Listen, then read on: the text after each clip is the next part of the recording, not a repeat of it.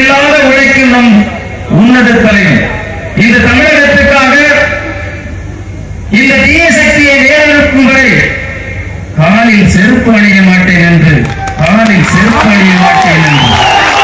சங்கல்பம் எடுத்து பாவம் அந்த மனுஷனுக்கு காலையில இருந்து அவரோட போய்கிட்டு இருக்கிற அத்தனை கூட்டம் கல்லும் வந்து வெடி போடுறாங்க.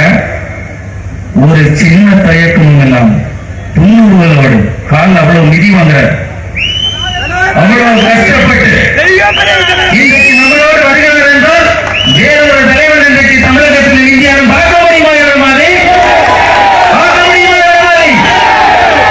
அவர் தலைமையேற்று 2026 ஒரு பெருமளத்தில் விடுவோம். நமக்கு வழிகாட்ட தென் தமிழகத்தின் காவலர் நமது அன்போடு அழைக்கும் நமது பாசமிகு பண்ணையார் அவர்கள் இன்றைக்கு இங்கே வந்திருக்கிறார்கள். அவரோடு சேர்ந்து நமது பக்கத்து மாவட்டங்களில் இருந்து விருதுநகர் மேற்கு மாவட்டத்திலிருந்து அன்பண்ணன் ராஜா என்ற சரவணத்துறை,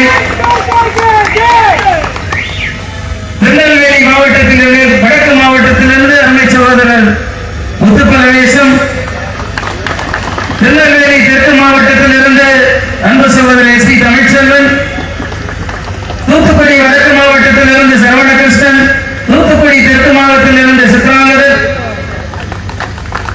தூத்துக்குடி தெற்கு மாவட்ட பார்வையாளர் நீலமுரளி யாதவ், நமது மாவட்டத்தின் முன்னாள் பொதுச் செயலாளர்கள், அத்தனை ஆற்றல் மிகு மண்டல் தலைவர்கள், செயல் வீரர்கள், அதை தாண்டி உங்கள் அனைவரையும் இங்கு வருக வேண்டும். இதை கண்டதில் உங்களை வரவேற்பதில் இதைவிட ஆனந்தம் பேரானந்தம் வேற என்ன வேண்டும்? அன்புக்குரியவர்களே, நான் எங்கள் உரையை இங்கே சுருக்கமாக முடிக்க விரும்புகிறேன். என்னால் உங்களைப் போலவே இங்கே இருக்கும் உங்களில் ஒருவனாக எனது பாசமிகு தலைவன், எனது அன்புக்குரிய தலைவன் அண்ணாமலை அவர்களின் பேச்சை கேட்க வேண்டும் என்பதற்காக நானும் எனது உரையை சிறிதாக முடிக்க வேண்டும் நினைக்கிறேன். அதற்கு முன்னால் உங்கள் சார்பாக ஒரு சந்தர்ப்பம், உங்கள் சார்பாக அவருக்கு ஒரு வேண்டுகோளை நான் எடுக்க வருகிறேன். உங்கள் சார்பாக ஒரு சங்கல்பம் உறுதிமொழி எடுப்பது என்னவென்றால் 2026 தென்காசி மாவட்டத்தில் இருக்க 5 சட்டமன்ற தொகுதியில் இந்த ராணிப்படை வெள்ளையத்தியும்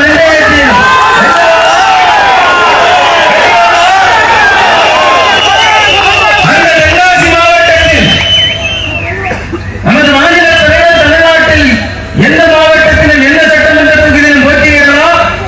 ஆனால் உங்கள் சார்பாக மாநில தலைவருக்கு நான் வைக்கும் வேண்டுகோள், தென்காசி மாவட்டத்தில் இருந்தவர் 2026 போட்டியிட வேண்டும். 2027 தென்காசி மாவட்டத்தில் இருந்தவர் மாநில தலைவர் போட்டியிடுமா? இன்னும் சட்டமா போட்டியிடுமா?